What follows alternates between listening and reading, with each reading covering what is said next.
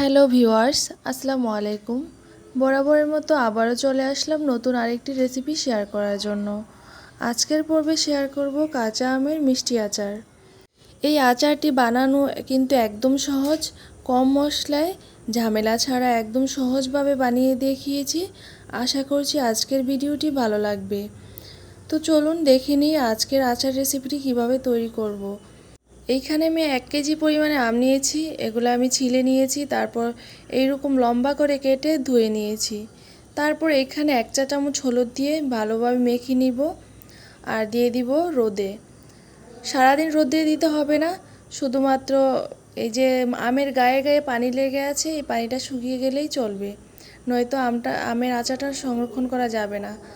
তো এটার নামটা আমি জানি না, বেতের কী যে নাম। এটার উপর একটা টিস্যু বিছিয়ে আমি এগুলা ছড়িয়ে দিব। সারাদিন রোদে দিতে হবে না, শুধুমাত্র 1.5 থেকে 2 ঘন্টা রোদে দিলেই চলবে। এই যে পানিটা শুকিয়ে গেলেই চলবে। তো আমি এইভাবে উল্টিয়ে দিয়েছি সবগুলো আম, আর রোদে দেওয়ার পরে এই যে 2 ঘন্টা পর আমি নিয়ে আসছি ছাদ থেকে। এখন চুলায় চলে আসবো, প্যান বসিয়ে দিলাম আর 3টা শুকনো মরিচ দিয়েছি।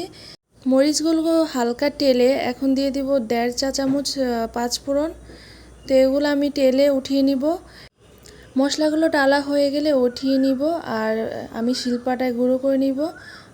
তো এখন প্যানে আমি 1/2 কাপ তেল দিয়ে দিলাম, সরিষার তেল।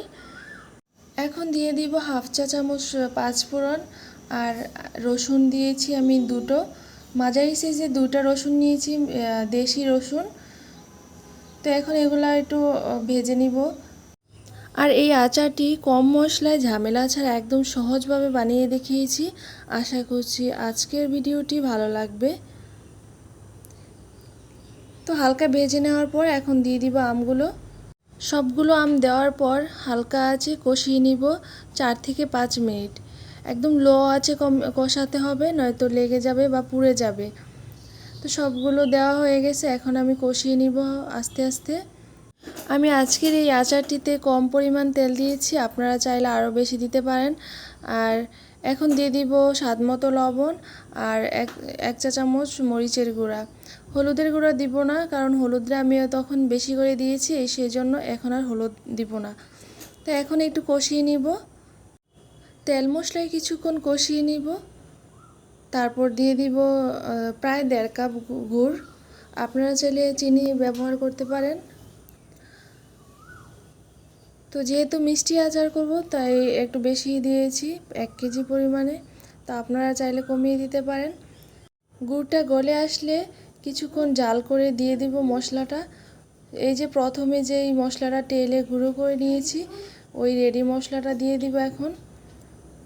এটাও কিছুক্ষণ কষিয়ে নেওয়ার পর তারপর দিয়ে দিব ভিনেগার।